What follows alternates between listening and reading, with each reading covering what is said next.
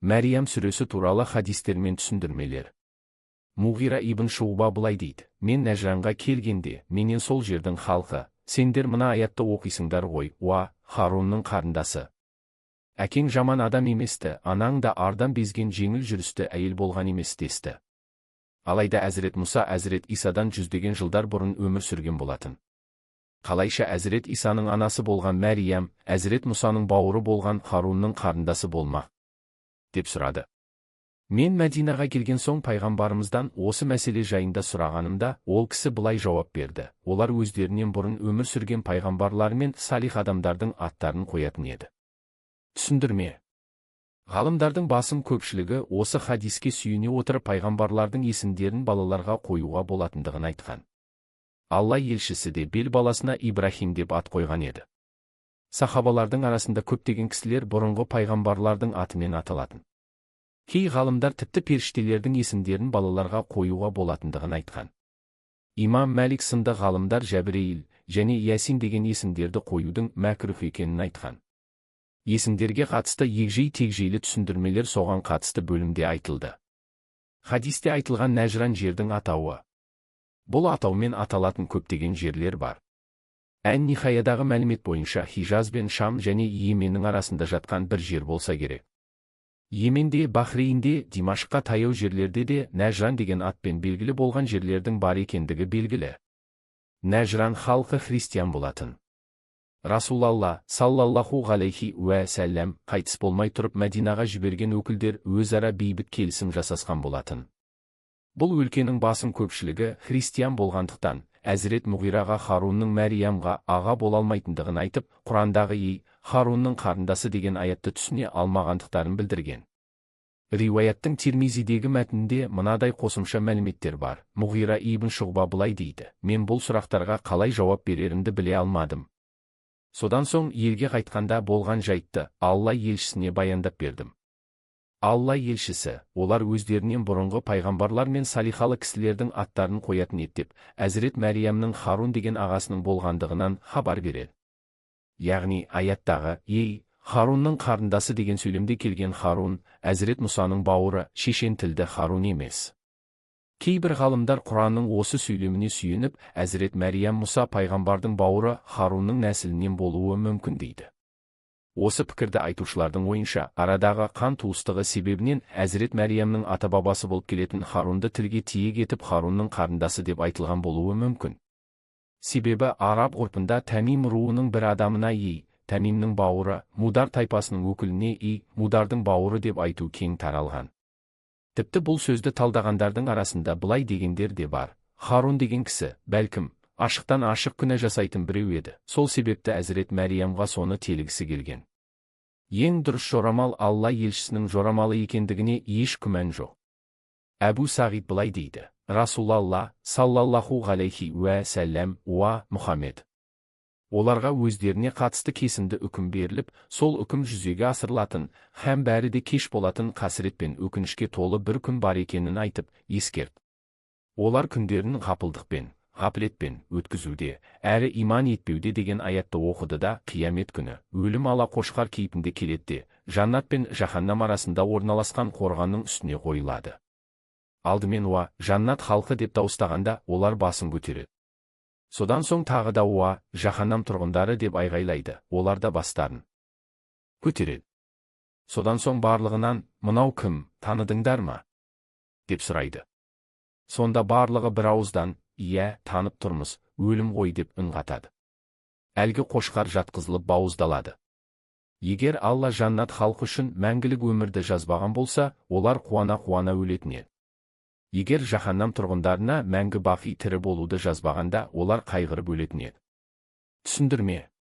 Қуртубидің айтуынша, өлімді қошқар кейпінде бауыздалуына ұқсату, Әзірет Ибрахимнің ұлы Исмаилға қошқардың пида етілуі сықылды, қошқар мен адамдардың да пида етілгендігіне бір ишарат бар секілді.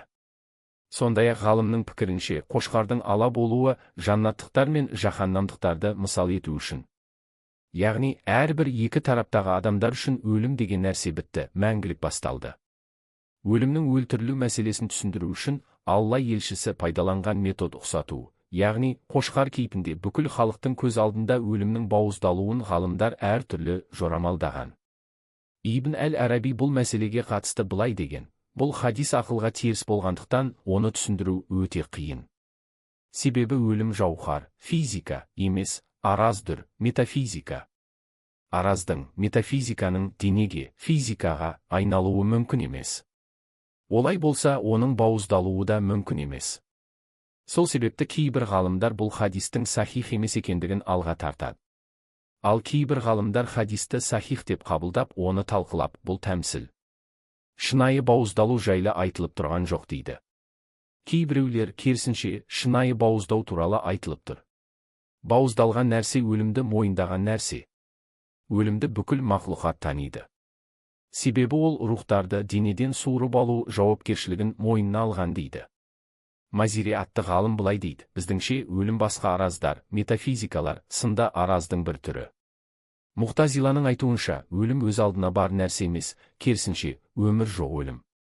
Алайда бұл пікір мына аятқа теріс: Алла өмірді де, өлімді де жаратты. Ендеше бұл аяттан өлімнің өз алдына жаратылыс екенін түсінеміз. Жоғарыда келтірілген екі көзқарастың екеуінде де өлімнің қошқар болуы да, дене болуы да мүмкін емес. Хадистің мақсаты адамдарға түсіндіру үшін айтылған бір тәмсіл екені анық. Алла бұл денені жаратады, содан соң бауыздайды да бір мысал жасайды. Өйткені өлім ақырет жұртында араз, метафизика болмайды. Куртуби әт-Тәзкир атты еңбегінде былай дейді: өлім мағына метафизикалық жаратылыс. Мағыналар жауһарға айналмайды.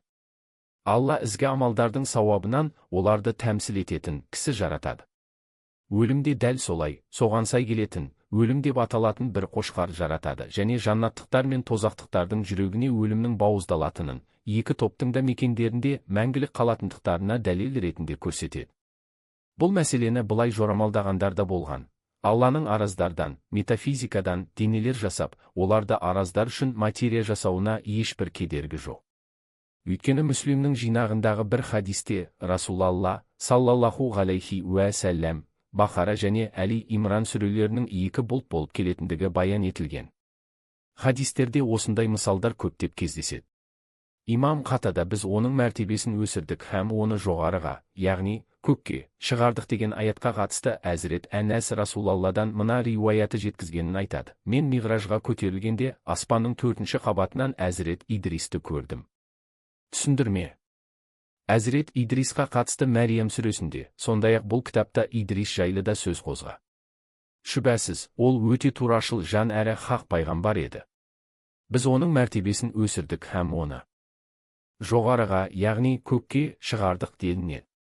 Расулалла саллаллаху ғалейхи уә сәлләм осы аятты түсіндіру барысында, мен Миғражда болған кезінде аспанның 4-ші қабатынан Идристі көрдім деген. Әзірет Идристің басқа пайғамбарлардың арасында биік беделі, асқақ абыройы бар еді. Риуаяттарда Идриске 30 парақтан тұратын бір кітап берілгендігі айтылады. Бұл адамзаттың өркениетке құлшынуында маңызды рөл атқарады.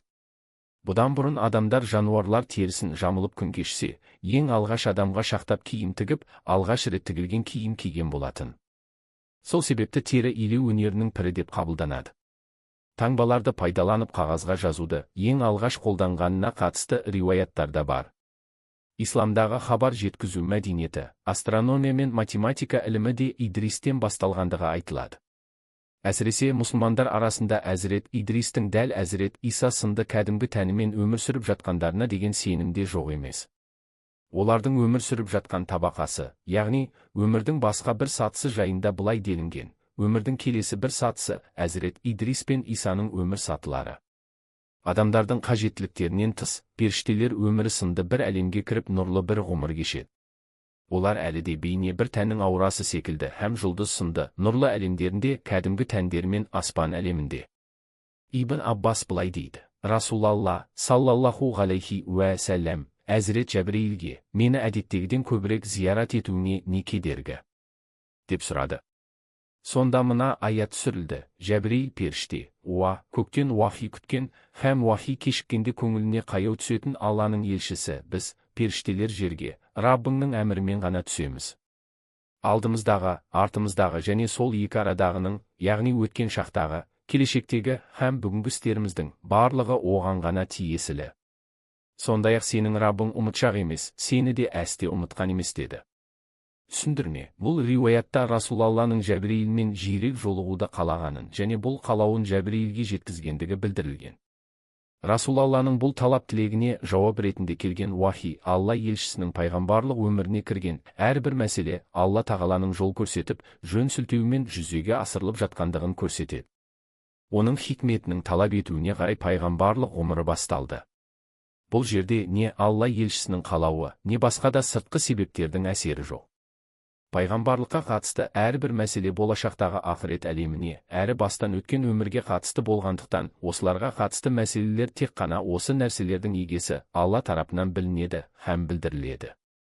Қарым-қабілеті мен ілімі шектеулі адамдардың жобаларымен жүзеге асуы неғайбыл. Пайғамбарлықтың не екені, қалай жүретіндігі, Алла елшісіне үйретілгендігін жоғарыдағы секілді уахилерге, әсіресе пайғамбарлықтың алғашқы жылдарында жиі ұшырасады. Мүззәмил, Абаса, Мүддәссир сүрелерін осы тұрғыдан қарастыруға болады. Үммі Мубашир әл-Ансария былай дейді: Расулалланың былай дегенін естідім. Худайбия сертіне қатысқан асхабу шажарадан, жайқалған ағаштың астында қол созып серт бергендерден ешбір жан, иншалла, жаһаннамға кірмейді. Сол кезде Хафса анамыз: олай емес қой, Алланың елшісі, деп еді. Расулалла саллаллаху алейхи уә сәлләм оны сөкті. Сол кезде Әзірет Хафса мына аятты оқыды: адамдар, сендерден жаһаннамның басына бармай қалатын, соқпай кететін ешкім болмайды. Бұл Раббыңның мөрі басылған кесімді үкімі. Расулалла саллаллаху алейхи уә сәлләм оған былай жауап берді: Алла былай деп те айтқан. Содан кейін Аллаға асылық қылудан қорыққан тақуа жандарды құтқарып, есесіне Аллаға өзгелерді серік етіп қосу һәм күпірлік қылу арқылы ең үлкен зұлымдықты жасаған залымдарды жаһаннамда тізе бүккен күйі қалдырамыз. Судди былай дейді: Мурра әл-Хамаданиден сендерден жаһаннамның басына бармай қалатын, соқпай кететін ешкім болмайды деген аят жайында сұрадым. Сол кезде Ибн Аббастың Алла елшісінен риуаят еткен мына бір хадисін айтып берді: адамдар тозаққа кіреді, содан соң амалдарына қарай ол жерден шығарылады. Олардың ең бірінші тобы найзағайдың жылдамдығындай тез шығады. Екіншілер болса желдей есіп шығады. Одан кейінгілер арқан тимеген асау аттай атылып шығады. Содан соң тұлпарды тақымдаған салт аттың жылдамдығымен, одан кейінгілер жаяу жүгіргендей, ең соңғылары аяң жүрістің жылдамдығындай болып шығады. Түсіндірме: аятта келген урут сөзімен не мұрат етілгендігіне байланысты мәселелер ғалымдар арасында талқыланған. Соға кету деп тәржімалаған бұл сөзді кей ғалымдар кіру деп түсіндіреді. Осы мағынаны қуаттаған бір марфу риуаятты Жәбир жеткізген еді. Онда Алла елшісі урут деген сөз духул, кіру дегенді білдіреді. Жақсы мен жаманның ешбірі қалмай барлығы жаһаннамға кіреді. Алайда ол жер мүминдерге салқын һәм еш зарар бермейтін болады деген. Абдулла ибн Мәсғудта былай түсіндірме берген: аят жаһаннамға кіреді деген мағынаны білдіреді. Алайда әркім ол жерден өздерінің амалдарына қарай өте жылдам, яки өте кеш шығады. Урут сөзі арқылы мұрат етілген мағына үстінен өту екенін айтқан ғалымдар да болған. Әбу Хурайра, Абдулла ибн Мәсғуд, Қатада және Кағбул Ахбардан осы мағынаны қуаттай түсетін риуаяттар берілген. Кейбірінде мынадай қосымша мәліметтер бар. Содан соң бір айқайшы шығып: жаһаннам, сен өз адамдарыңды ұстап қалда, менікілерді жібер, деп дауыстайды. Осылайша мүминдер тәнінің дымқылы кеппей тұрып ол жерден шығарылады. Аяттың жорамалдауына байланысты келген риуаяттардың ең дұрысы осы екі көзқарас. Негізінде бұлардың арасында ешқандай айырмашылық жоқ. Өйткені урут деген сөзден кіру деген мағынаны түсінгендер өтіп кету деген мағынаны астарлай айтқан болады. Шынтуайтында сыраттың жоғарғы тарапымен жаһаннамнан өткен кісі оған кірді дегенді білдіретіні анық. Алайда өткендердің барлығы бірдей хал күйде өтпейтіні анық. Хал күйлері жасаған амалдарының жай-жапсарына байланысты әртүрлі болары анық. Амалдарында ең жоғарғы дәрежелерге шыққандар найзағайдай жарқ етіп сыраттан өте шығады. Тіпті адамның әп-сәтте келіп кеткен қиялындай болып өтеді дегендер де болған. Бұл жорамалдардың баршасын қуаттай түсетін бір риуаят Мүслимнен келген. Әзірет Хафса Расулалланың Худайбияға қатысқандардан ешбір кісі тозаққа түспейді деген хадисіне байланысты мына аяттың бар екенін ұмытпауды ескерткен. Сендерден жаһаннамның басына бармай қалатын, соқпай кететін ешкім болмайды. Бұл риуаят негізге алынатын болса, жаһаннамға түсу, уруд тек күпірлік жасағандарға ғана тән дегендердің, аяттағы уруд сөзінің мағынасы жаһаннамға жақындау дегендердің, мұның мағынасы жаһаннамға алыстан көз салу дегендердің, аяттағы уруд сөзі арқылы айтылып тұрған нәрсе дүниеде мүминнің дене қызуын көтеретін тұмау, безгек, аурулар дегендердің пікірлерінің қате екенін байқаймыз. Олай болса, Расулалла саллаллаху алейхи уә сәләм, адамдар тозаққа кіреді деген сөзімен адамдар астында жалындап жаһаннам оты жанып тұрған Сырат көпірінің үстімен өтеді. Шатырлаған отпен бетпе-бет келіп, гүрілдеген даусын өз құлақтарымен естиді дегісі келген. Тирбушти негізінде уруд сөзі тілдік тұрғыда суға түсу деген мағына беретінін, кейіннен басқа мағыналарда қолданылып кеткенін, ал аятта жаһаннам көпірінен өту деген мағынада қолданғандығын айтады. Тиби атты ғалымның айтуынша, содан соң амалдарына қарай тозақтан шығарылады деген сөйлемдегі содан соң деген сөз содан кейін Аллаға асылық қылудан қорыққан тақуа жандарды құтқарып деген аяттағы содан кейін деген сөздің мысалы секілді. Бұл жердегі бірінен соң бірінің орнын алуы уақыт тұрғысынан емес, дәреже тұрғысынан. Аятта Алла тағала адамдардың тозаққа түсуі мен тақуалардың одан құтылулары арасындағы айырмашылықты байқаған. Хадисте де Расулалла саллаллаху алейхи уә сәләм дәл сол сияқты адамдардың тозаққа түсуі мен ол жерден шығарылуы арасындағы айырмашылықты баяндаған. Себебі хадисте айтылған судур, яғни шығу деген сөз инсираф, яғни қайту, оралу деген мағынаға саяды. Алиул Қари бұл мәселеге қатысты айтылған түсіндірмелердің барлығын жинақтап былай деді. Қорыта келгенде, адамдар тозаққа кіре бастаған сәттен бастап, жаһаннамнан қорыққандарынан, көрінісінің жан түршігерлігінен, жалыны мен түтіннің денелерін қаруынан, тікендерінің ілінуінен, тағы сол сияқты жанға жағымсыз жағдайлардан салихалы амалдарының дәрежесіне қарай әр түрлі жылдамдықпен екі қиындықпен құтылып шығады. Хадис алға шығарылғандардың найзағайдай жарқ ете түсетіндіктерін, содан соң аузымен құс түстеген тұлпардың шабысындай, одан кейін аяң жүріспен жүріп отырып жаһаннамның үстінен өтетіндіктерін баяндаған. Хаббаб ибн Әрат былай дейді: жахилият дәуірінде темір ұстасы едім. Ас ибн Уәйл әс-Сахмиге бір қылыш соғып бердім де, ақымды алайын деп алдына бардым. Сонда ол: жоқ, сен Мұхаммедтің пайғамбар екенін жоққа шығармайынша бермеймін деп қасарысты. Оған: үміттенбе. Сен өліп, Алла сені қайта тірілткенге дейін мәңгі бақи оны жоққа шығармаймын дедім. Яғни, мен өлгеннен кейін қайта тіріледі екенмін ғой, деп мазаққа айналдырып күлкіге қарық болды. Мен оған: осыған да күмән келтіруге бола ма екен дегенімде, олай болса мені қоя бер, өлейін да қайта тірілейін. Маған қашан ағыл-тегіл мал-мүлік пен бала-шаға беріледі, сол кезде саған деген қарызымды қайтаратын боламын деді. Сол кезде мына аяттар түсірілді. Оның айтқандары, яғни мал-мүлкі мен бала-шағасы түбінде бізге мұра болып қалады да дәргейімізге қара басы бір өзі ғана келеді. Түсіндірме. Хаббаб ибн Әрат жоғарыдағы риуаят арқылы ең алғаш мұсылмандардың мүшриктер тарапынан әртүрлі мазақ пен қорлыққа ұшырағандықтарының бір көрінісін айтады.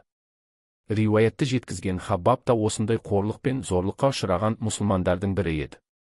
Хаббабтың басқаларға қарағанда әлдеқайда көп азап шегуі, оның Меккенің тумасы екендігін көрсетеді. Хузағи яки Тамими руынан екендігіне байланысты әртүрлі пікірлер айтылған. Ұлты араб бір құл ретінде жахилият дәуірінде Меккеде сатылған болатын. Қожайынның кім болғаны жайлы әртүрлі көзқарас бар. Хаббаб ең алғашқы мұсылмандардың бірі. Тіпті ислам қабылдаған 6 мұсылманның бірі екендігі айтылады. Мужахидтің бір риуаяты бойынша исламды ең алғаш қабылдағандар мыналар: Әбу Бәкір, Хаббаб, Сухайб, Биләл, Аммар және Сумая, Алла оларға разы болсын, деп Мужахид өзінің түсіндірмесін жалғастыра отырып, Алла елшісі көкесі Әбу Талиб, Әзірет Әбу Бәкірлер тарапынан қауымының қастандықтарынан қорғалғандығын айта келіп, ең алғаш исламды қабылдаған басқа мұсылмандардың жалаңаш денелеріне темір сауыттар кигізіп күннің астына байлап қою, темір шоқтарды тәндеріне басу сынды азаптағанын жазады. Хаббаб бүкіліне сабыр етіп, мүшриктерге бас имеген нағыз қаһарман. Мүшриктер оның арқасына қызған темір басып, ет терісін әбден күйдірген еді. көрген азап қорлықтарын кейінірек есіне алған Хаббаб былай дейді: бір күні Расулалланы үстіне шапанын жамылып алып, Қағбаның көлеңкесінде оған сүйеніп тұрғанын көріп, бізге көмек бермейсің бе сұрадық. Сонда оның жүзі қып-қызыл болып қызарып кетті де, жерге отыра қалып, сендерден бұрынғы қауымдар имандары себепті жердегі шұңқырға басын шығара көміліп, содан соң бастарынан бақайшағына дейін арамен қақ бөлінсе де, діндерінен бас тартпаған еді.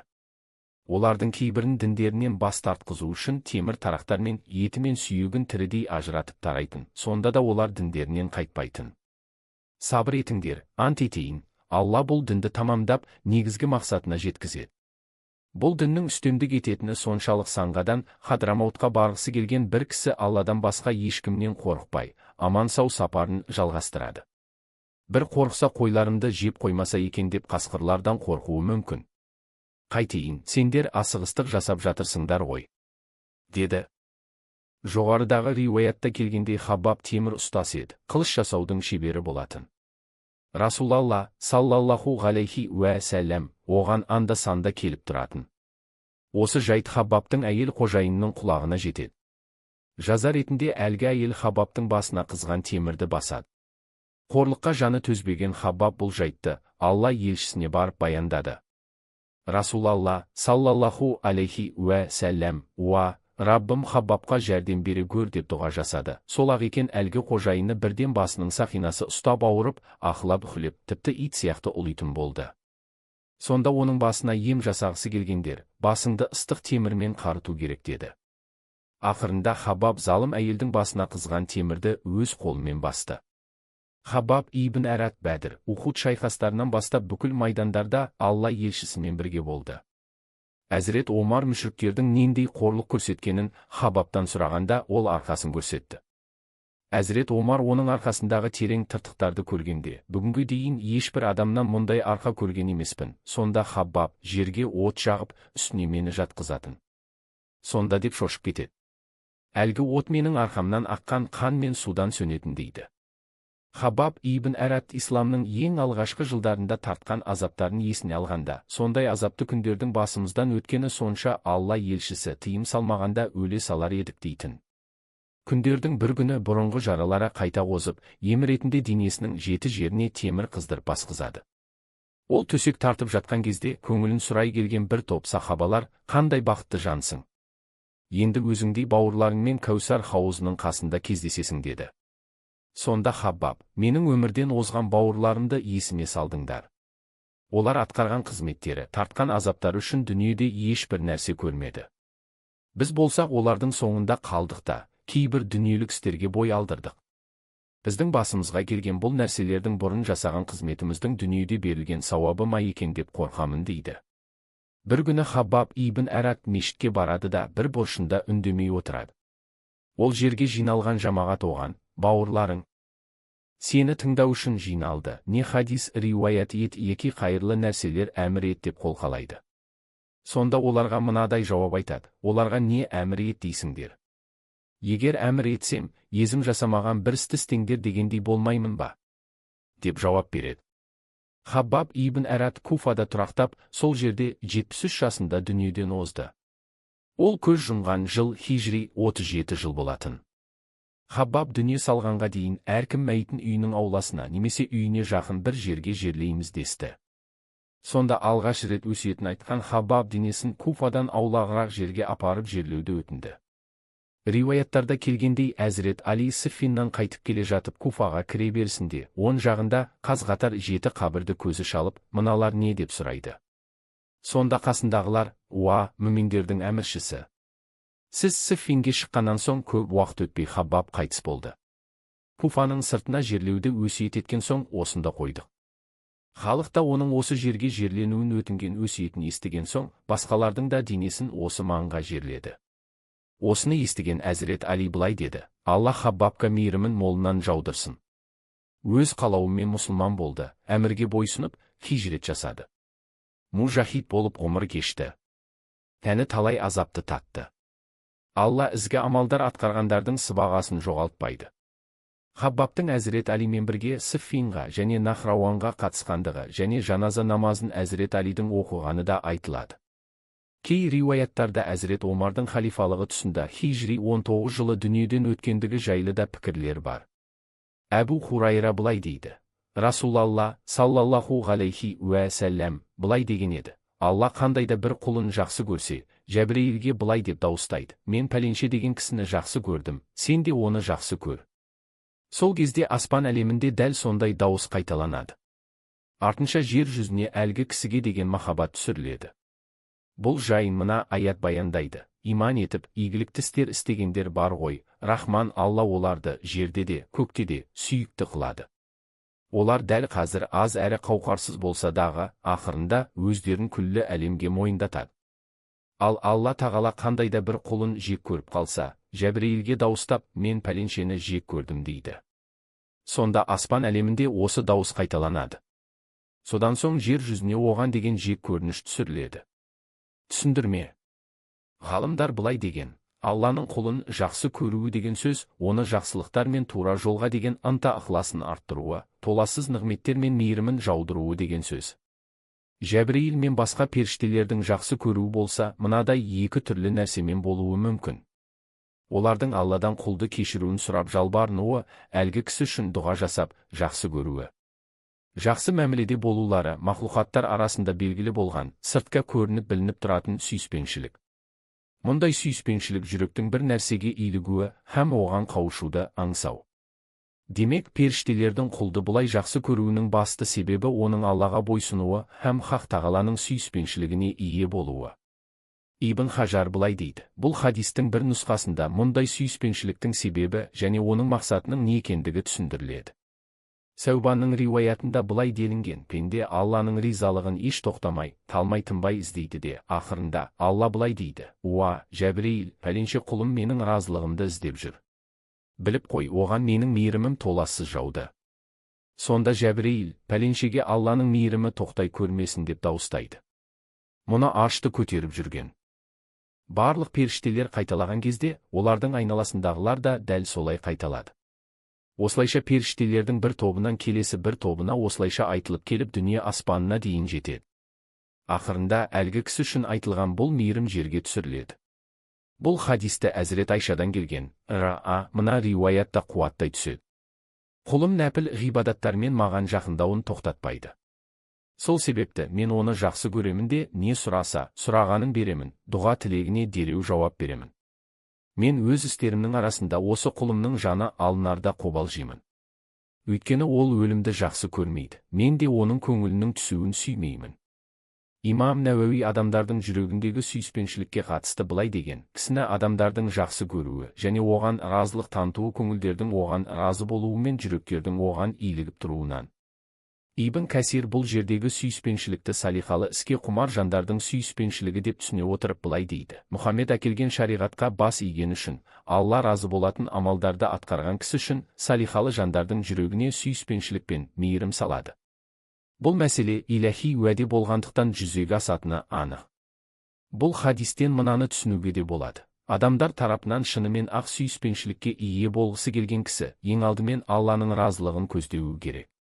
Осыған қол жеткізген адам жер жүзінде шынайы сүйіспеншілікке қол жеткізеді.